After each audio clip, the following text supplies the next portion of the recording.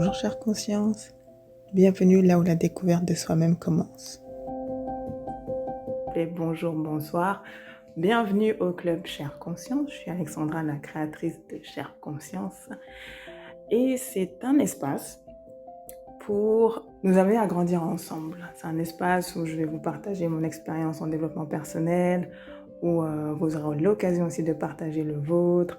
On va s'échanger des astuces. Je pense aussi, peut-être, je verrai à la rentrée pouvoir faire des coachings également. Donc, c'est vraiment un lieu où on est invité à l'éveil, en fait, à amener en conscience ce qui est enfoui pour justement être encore plus soi, avoir la vie que l'on veut, faire ce que l'on veut, être qui on veut, avoir ce qu'on veut. Donc, c'est un peu l'idée qui se cache derrière Chère Conscience. Et aujourd'hui, on va parler de l'apprentissage de soi. Donc, comment apprendre à mieux se connaître. Je vais vous dire comment moi j'ai fait et puis vous partager quelques astuces en espérant que certaines vont vous parler. Et puis n'hésitez pas, pour ceux, je pense qui vont écouter le replay, je pense que vous pourrez peut-être partager également des messages ou autres. Vous pourrez toujours m'écrire par la suite. Il n'y a pas de souci, je vous ferai ça sera un plaisir pour moi de vous répondre. Et quoi d'autre. Et puis il y a une page Facebook Chère Conscience et également Instagram. Et surtout, je vous dirais, là où je serai la plus active, ça serait sur Clubhouse. Donc, devenez membre du club. Et comme ça, vous serez directement notifié quand je vais créer les prochaines salles.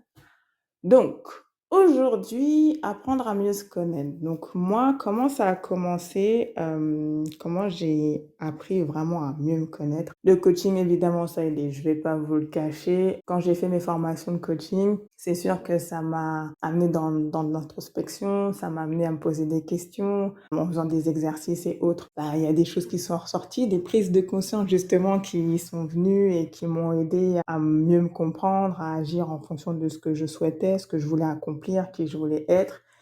Et par la suite, ce que j'en ai tiré, c'est que je l'ai un peu implémenté dans ma vie. J'ai voulu faire en sorte que ça fasse partie de ma vie. Donc, ce que j'ai fait, c'est j'ai continué à m'observer. Enfin, j'ai appris d'abord à m'observer parce que bon, quand on est en coaching, le coach fait tout, hein. Vous laissez porter.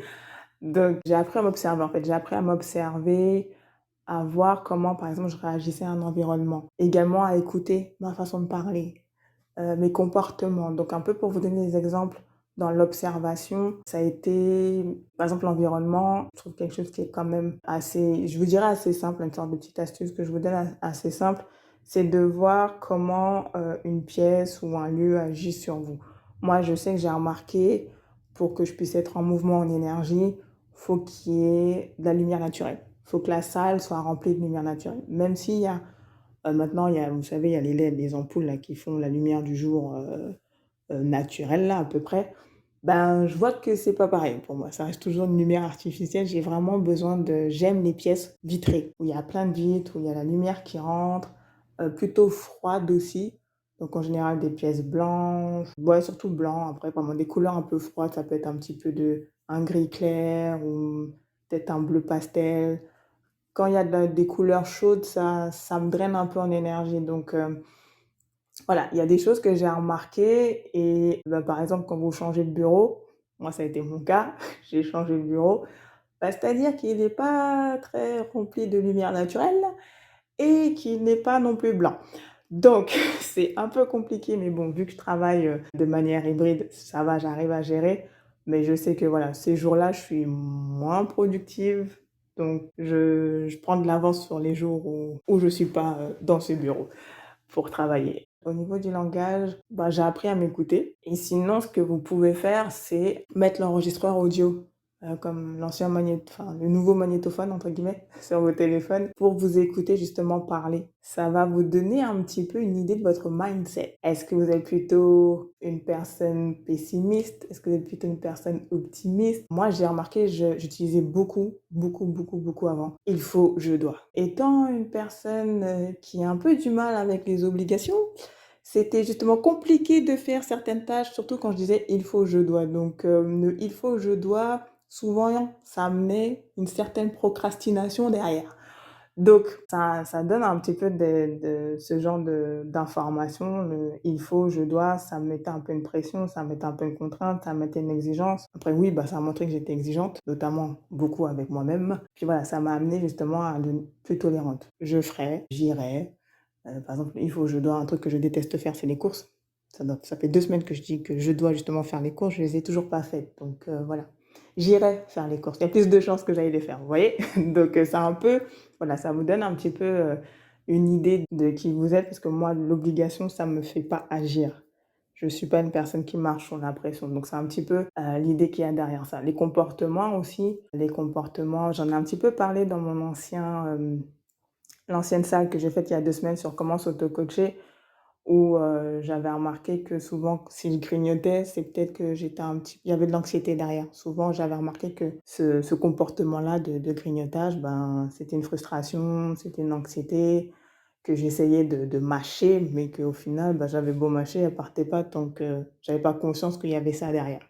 Donc ça peut vous donner une idée de ce que vous vivez actuellement, le fait de vous observer, d'observer aussi comment vous réagissez à votre environnement. Une personne peut-être, qui peut, vous déranger ou une personne vous appréciez sa compagnie. J'ai parlé de lumière pour l'environnement, ça peut être, je sais pas moi, j'ai parlé de couleurs, ça peut être les odeurs aussi. Moi des fois, j'aime bien mettre, mon diffuseur justement pour, quand je veux rentrer dans un certain mode. Parce qu'en fait, l'idée quand vous commencez à vous observer, c'est que vous aurez les clés pour ajuster après soit l'environnement, soit le langage, soit le comportement pour atteindre votre objectif. Je vous donne un exemple.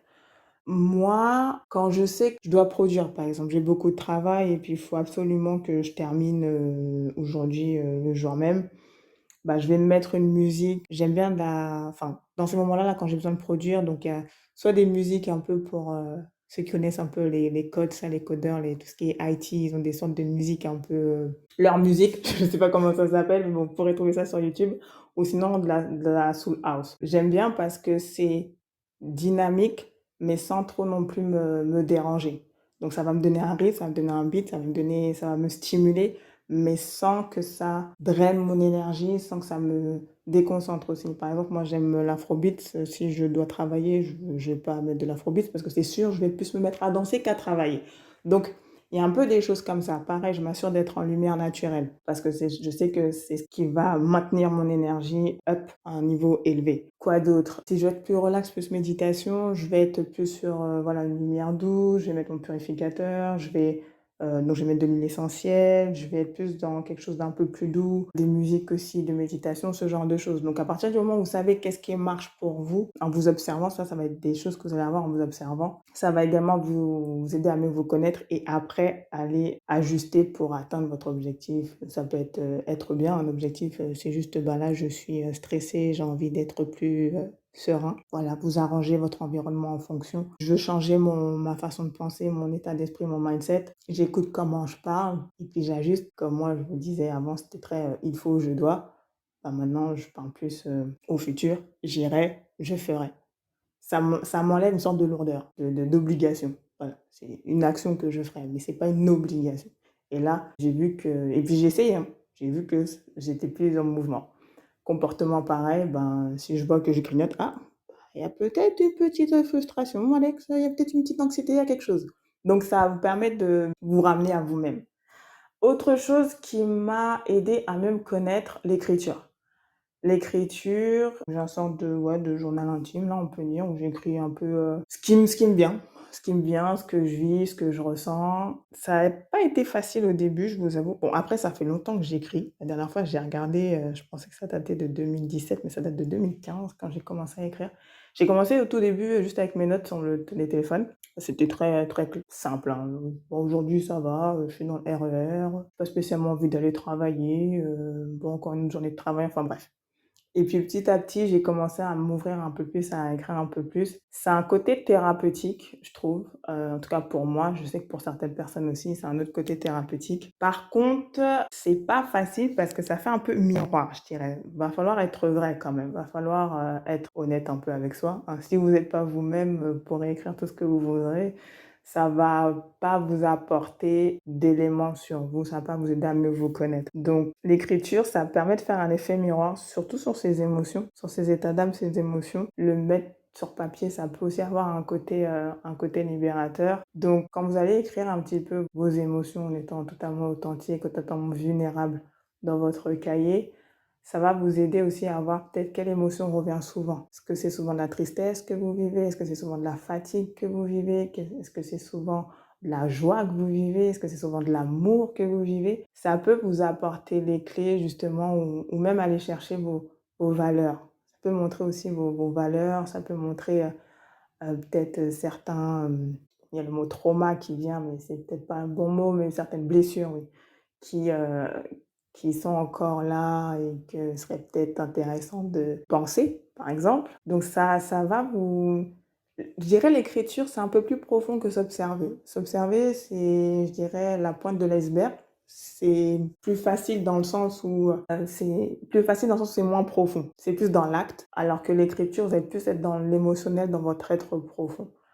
Là, ça va vous aider à mieux vous connaître et puis si vous voyez que ça fait, pas moins 3 mois que vous écrivez, que vous êtes fatigué, il y a peut-être quelque chose à faire. Donc moi, ça a été mon cas. L'écriture m'a permis de traiter certaines blessures, de voir aussi comment j'étais le plus souvent au niveau de mes états d'âme. Et le questionnement, toujours et encore, vous allez souvent m'entendre dire ça, se questionner. Bon, c'est facile pour moi parce que je suis curieuse, j'ai toujours été curieuse de l'humain et puis avec le temps, je suis devenue curieuse de moi-même. Donc ça me permet de chercher des éléments en fait. C'est vraiment creuser sur soi, au fond de soi. Ce qui peut vous aider à mieux vous connaître, ça peut être questionner ce que vous appréciez, ce que vous n'appréciez pas, par exemple. Et également, ça peut être questionner ses décisions. Qu'est-ce qui fait que là, j'ai pris cette décision? Qu'est-ce qui fait que j'ai pas pris cette décision? Exemple. Sur les décisions, ça peut être, vous voulez quitter votre emploi et vous l'avez pas encore fait. Il se peut que ça soit votre valeur sécurité matérielle ou financière qui prime sur votre liberté, par exemple. Se questionner ces décisions et ce qu'on apprécie, ce qu'on n'apprécie pas, ça va vous permettre de connaître vos valeurs. Et les valeurs, c'est un petit peu, si je devrais le comparer, c'est l'essence que l'on met dans une voiture. Donc ça va vraiment être votre carburant, c'est ce qui va vous mettre en action. Donc là, dans l'exemple que je viens de vous donner, je suis pas bien dans mon emploi, j'ai envie de le quitter, ça fait plusieurs mois, mais je le fais pas. C'est peut-être que votre valeur sécurité est plus forte que votre valeur liberté. Liberté de faire ce que j'ai envie de faire, de liberté de je sais pas moi, d'autres choses. Mais voilà, c'est pour vous donner un petit exemple. Un autre exemple, ça peut être par rapport à quelque chose que j'apprécie. Tiens, j'apprécie d'être avec cette personne en particulier, j'aime sa compagnie, parce qu'avec elle, je peux être moi-même. Il se peut que vous avez une valeur authenticité derrière, que c'est important pour vous d'avoir des relations avec des personnes authentiques. Vous voulez des connexions authentiques. Et des personnes où il n'y a pas ou peu d'authenticité, vous allez peut-être moins les privilégier que les autres personnes ou avec qui vous pouvez être vous-même. Vous voyez, des petites choses comme ça un petit peu. Quoi d'autre? Un autre que je peux vous donner, ça peut être exemple sur quelque chose que vous n'appréciez pas. Par exemple, moi, j'apprécie pas le micromanagement. Ça a toujours été très, très difficile pour moi parce que justement, j'ai une valeur liberté. Autre chose aussi, j'ai remarqué les personnes qui aiment être en nature. Aiment être en nature. Moi, je me sens bien quand je suis en pleine nature. Je me sens bien quand je suis au bord de mer. Je me sens bien quand je suis au bord d'une rivière. Je me sens bien quand je suis en montagne, en pleine forêt. J'ai remarqué que ce sont des personnes qui ont une forte valeur liberté également. Donc voilà, c'est un petit peu ça pour vous donner des idées, je dirais, qui justement vont pouvoir vous guider dans le questionnement. Questionner parce que bon, c'est pas facile de connaître ses valeurs. Mais pour commencer, je vous dirais, commencez par voir, pourquoi là j'ai pris telle décision? Pourquoi là j'apprécie ça? Moi, je suis plus forte à questionner ce que je n'apprécie pas, ce que je n'aime pas, ce que j'apprécie. J'ai remarqué de nature, je suis plus un penchant négatif que positif, que j'essaie justement d'équilibrer. Donc, je me suis beaucoup questionnée sur ce que j'appréciais, comment j'aimais me faire plaisir et pourquoi j'appréciais justement les choses, en fait. Et après, à partir de là, les valeurs sont ressorties, pourquoi j'ai pris telle décision. Il y a des décisions, par exemple, je dois économiser, par exemple. C'est-à-dire que je le fais pas trop. C'est peut-être que vous avez une valeur plaisir qui actuellement est plus importante que votre valeur sécurité financière ou valeur accomplissement. Si vous devez économiser par rapport à un projet, je sais pas moi, vous devez mettre de côté pour, partir en vacances, pour, une prochaine formation, monter votre entreprise ou peu importe. Vous savez que vous devez le faire, vous faites, vous avez toujours pioché ou vous avez du mal. Bah, c'est peut-être que la valeur plaisir est peut-être avant justement l'accomplissement de ce projet ou la sécurité financière. Bon, je dois mettre de côté, mais bon là, j'aimerais bien faire un restaurant avec les amis, ça fait longtemps. Bon bah allez, je vais faire le resto avec les amis. Voilà, pour vous donner un petit exemple. Ça peut être aussi, je dois manger sainement. On sait tous comment on doit manger, on sait tous ce qu'on doit faire pour, être en bonne santé. C'est pas pour autant qu'on le fait ou qu'on le fait quotidiennement et c'est OK. Bah, il se peut que, il y a une autre valeur qui soit plus grande que votre valeur santé. Et pour revenir un peu sur les valeurs par rapport à ce que je suis en train de vous dire, vous partager, l'idée c'est pas de se juger. L'idée c'est de se connaître. Qu'est-ce qui est important pour moi? Et vos valeurs, elles vont changer au fil du temps. Elles peuvent, être différentes au bout de 3 mois, au bout d'un an, au bout de 10 ans. Elles peuvent être différentes à partir du moment où il va y avoir un changement dans votre vie. C'est sûr que les valeurs de beaucoup de personnes ont changé depuis, ces 2 dernières années avec ce qu'on a vécu. Donc ça, c'est totalement normal. Moi, je me rappelle que lors d'une de mes formations, il y avait une mère qui avait été, parce que bon, avec les coachs, on a des exercices pour ça. Et il y a une mère qui avait été très surprise que sa valeur famille ne faisait pas partie de ses premières valeurs. Et l'idée, c'est pas de se dire, ben, j'ai une famille, je suis maman, je suis papa, voilà, je me rends compte que c'est pas ça qui me fait me lever le matin, qui me fait sortir de mon lit, par exemple. C'est pas de se taper dessus, c'est pas de se juger, c'est de se connaître et de savoir qu'est-ce qui va vous faire vous lever le matin. Parce qu'à partir du moment où vous savez ce qui peut vous faire lever le matin, c'est-à-dire sans votre téléphone, sans réveil, ou même avant le réveil, là, vous allez commencer à avoir, je dirais, une certaine clé qui va être intéressante pour être maître de votre vie. Donc, ça va vous driver, c'est sûr. Les valeurs, encore une fois, c'est vraiment quelque chose qui vous porte. Si c'est vos enfants qui vous fait vous lever de votre lit, c'est parfait. Si c'est votre travail, c'est parfait. Si c'est vos parents, c'est parfait. C'est la nature, c'est parfait. Peu importe, on a tous des valeurs différentes et il n'y en a pas une mieux qu'une autre. Donc, si vous rentrez dans ce questionnement, cette curiosité de vous-même, c'est d'aller chercher les informations au fond de vous pour les connaître et non pour les juger. J'insiste là-dessus. Désolée, j'ai un peu zooté, mais j'insiste là-dessus. C'est vraiment pour mieux se connaître. Qu'est-ce que je peux vous partager d'autre sur l'apprentissage de soi? Je pense que ouais, ça, moi pour ma part, c'est ce que je fais depuis quelques années. C'est sûr, je me questionne beaucoup, encore une fois. L'écriture, ça aide aussi. Qu'est-ce que je peux vous donner un peu d'autres exemples? Si vous avez du mal avec les traitements de faveur, c'est-à-dire pourquoi lui il paye plus et puis pourquoi moi je dois payer plus, pourquoi lui est traité de cette manière et pas l'autre, ça se peut que vous ayez une valeur justice assez forte derrière, que vous soyez concerné ou non. C'est-à-dire que si ça vous dérange, même quand c'est une autre personne, il y a de fortes chances que vous ayez une valeur justice. Quand c'est vous, c'est totalement normal. Ça peut peut-être aussi être un peu de l'égocentrisme, mais bon, ok. Mais ça peut être aussi une valeur justice. Je sais que pendant un moment, il y avait pas mal de choses sur les relations toxiques et autres là que je voyais un peu passer. Et puis je sais pas, moi je vous partage ce que je pense, que je sais. Ça veut pas dire que c'est la vérité absolue.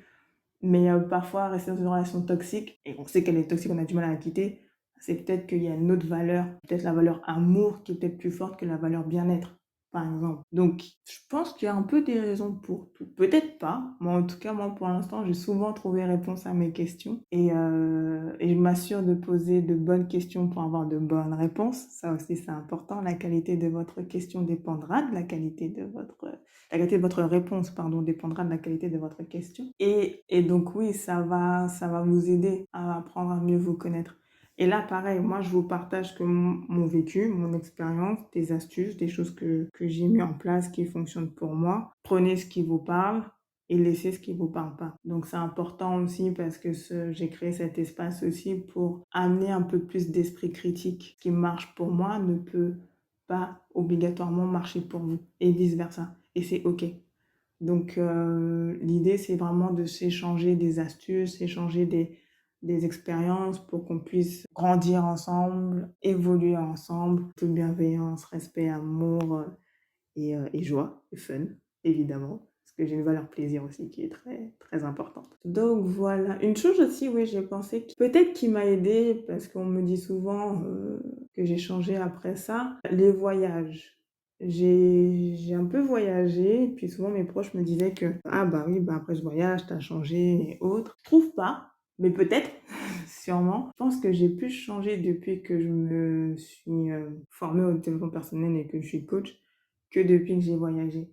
Et il y a une phrase qui dit, je sais plus qui l'a dit, mais ça, un petit peu dans ce sens-là, en fait. On peut faire le tour du monde pour apprendre à se connaître, mais bon, tant qu'on n'a pas fait le tour de soi-même, on ne saura pas qui on est. J'ai beaucoup paraphrasé. Je sais plus qui a dit ça, mais il y a une phrase comme ça. Ah, tu peux faire le tour du monde, mais tant que tu n'auras pas fait le tour de toi-même, tu ne sauras pas qui tu es. Et je pense que c'est vrai. Vous pouvez voyager, aller ailleurs. Tant que vous n'avez pas réglé vos problèmes, ben, ils vont voyager avec vous, quoi. Donc, moi, j'ai voyagé avec mes blessures, j'ai voyagé avec mes bagages, j'ai voyagé avec, je parle en termes d'émotions, hein. Puis j'avais des valises autant physiques, oui, j'avais des vêtements, mais autant des valises émotionnelles à l'intérieur de moi. Et tant qu'on ne fait pas le travail sur soi, ben, ça part avec nous, ça se déplace avec nous. Donc, ça peut aider, je pense que oui, pour ceux qui voyagent ou qui ont envie de voyager, ça peut aider, mais je ne pense pas que ça soit la clé. C'est mon avis. J'ai pas ce sentiment. Donc, voilà. Alors, comment on sait qu'on a fait le tour de nous-mêmes? Je sais pas si on sait, je pense qu'apprendre sur soi, ça prend toute une vie, si ce n'est plus. Mais je pense, pour faire la métaphore, je pense qu'on sait quand on est en voyage déjà. Je pense qu'on sait quand on est parti, je pense qu'on sait quand on a visité quelques pays, quelques continents. Comment moi, je le sais que j'ai commencé ce tour du monde en moi. C'est que ben, déjà, je suis passée de valise à sac à dos. Hein. J'ai déjà beaucoup moins de bagages. Je suis plus backpack, comme on dit, pour les voyageurs. J'ai plus trop de bagages en soute, j'ai plus de bagages en cabine, on va dire ça comme ça. Et puis oui, à partir du moment où vous rentrez dans ce cheminement de connaissance de soi, de développement personnel, c'est que vous avez pris votre moyen de transport qui peut être, je sais pas, le vélo, l'avion, la voiture, le train. Vous avez vos papiers en main et vous commencez à explorer. Donc, je dirais, je sais quand on est sur le chemin, je sais quand on est en voyage, mais quand est-ce que se termine le voyage? Ça, c'est une très bonne question. Et est-ce que le voyage se termine? Je ne sais pas. Donc, c'était tout pour moi aujourd'hui. Encore une fois, devenez membre du club. Partagez-moi aussi si jamais il y a des sujets que vous voulez que je partage avec vous ou qu'on discute. Envoyez-moi un message sur Clubhouse. On peut s'envoyer des messages, donc il n'y a pas de souci. Comme ça me donnera des idées. Donc, la prochaine sera dans 2 semaines. Toujours même heure, même endroit. Le sujet, je ne sais pas encore. On verra bien ce qui me viendra à l'esprit. Et puis sur ce, je vous dis de prendre soin de vous, de partir à la découverte de vous-même, de partager si vous avez envie de partager. Et puis j'espère vous entendre bientôt. Je vous embrasse fort. Bisous.